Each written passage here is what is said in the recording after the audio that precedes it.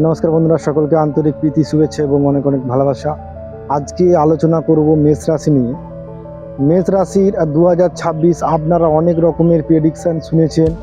মেষ রাশির আপনারা উত্থান পতন শুনেছেন, মেষ রাশির ক্ষয়ক্ষতি, মেষ রাশির ভালো মন্দ, বহু কিছু আপনারা ইউটিউবে শুনেছেন, প্রেডিকশান শুনেছেন। কারো ক্ষেত্রে হয়তো ঘটেছে, কারো ক্ষেত্রে হয়তো ঘটেনি।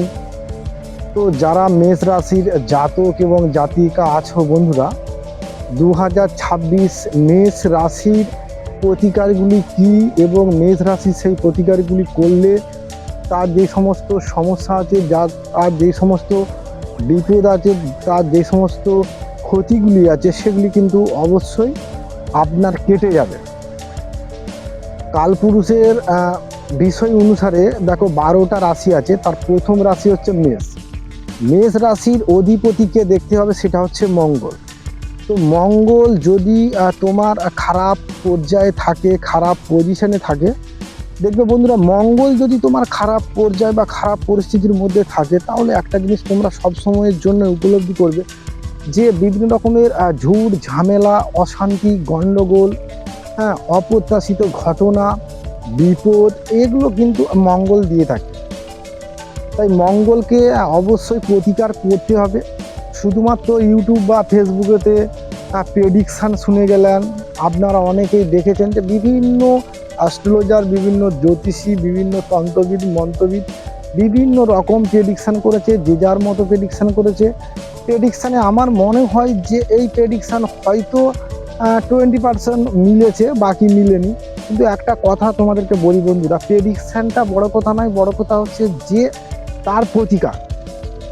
আপনার কোনো একটা সমস্যা হচ্ছে, আপনি একটা জটিল সমস্যার মধ্যে পড়েছেন, সেই সমস্যার থেকে বেরিয়ে আসার জন্যই আপনাকে কি করতে হবে, প্রেডিকশান বাদ দিয়ে আপনাকে প্রতিকারটা করতে হবে। মঙ্গলের প্রতিকার আমি বলে দিচ্ছি। অনেকেই বলবে, দাদা আমি তো 20-30 হাজার টাকা স্টোন বা পাথর রত্ন ধারণ করতে পারবো না, আমার জন্য কি বলবে? আমি শুধুমাত্র তাদের জন্যই বলতেছি যে যারা মেষ রাশি জাতক বা জাতিকা আছো, মঙ্গলের প্রতিকার হচ্ছে অনন্তমূল। অনন্তমূল তোমরা ধারণ করো, 15 দিন ছাড়া ছাড়া অনন্তমূল চেঞ্জ করো। অনন্তমূল তোমরা বিভিন্ন জায়গায় পাবে, অনেক দোকান আছে, গাছগাছরা শিকড় বিক্রয়, সেখানে পাবে। লাল আপাং পাবে। অনন্তমূল এবং লাল আপাং তোমরা ধারণ করো, তোমাদের দেখবে যে মঙ্গল কিন্তু অনেকটা তোমাদের যে বাধা বিপত্তিগুলি আছে সেগুলি কেটে যাবে। দ্বিতীয় কথা হচ্ছে যে যারা গুরু দীক্ষা নিয়েছো, গুরু দীক্ষা যাদের আছে, তারা গুরুমন্ত্র অবশ্যই জপ করো, বারবার গুরুমন্ত্র জপ করো। মা বাবাকে সম্মান দাও এবং কোনো কাজ করার আগে কাজটি আপনার জন্য কতটা উপকারী এবং আপনি কতটা সেফ থাকবেন সেটি ভেবে কাজ করবেন। তাতে কাজ হোক, ব্যবসা হোক, বাণিজ্য হোক, রিলেশনশিপ হোক, সেগুলি কিন্তু আপনাকে ভেবে চিন্তে করতে হবে।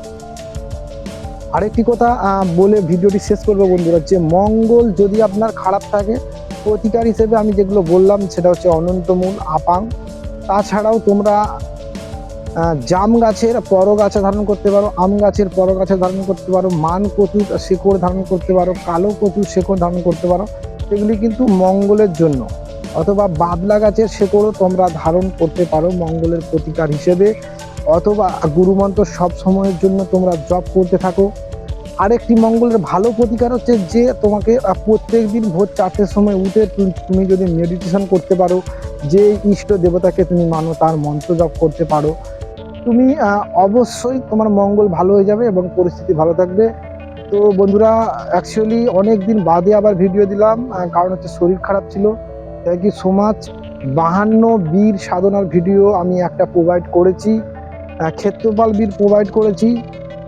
আরও অনেক রকমের সাধনার ভিডিও তোমাদের সামনে নিয়ে আসবো। ভালো থেকো, সুস্থ থেকো।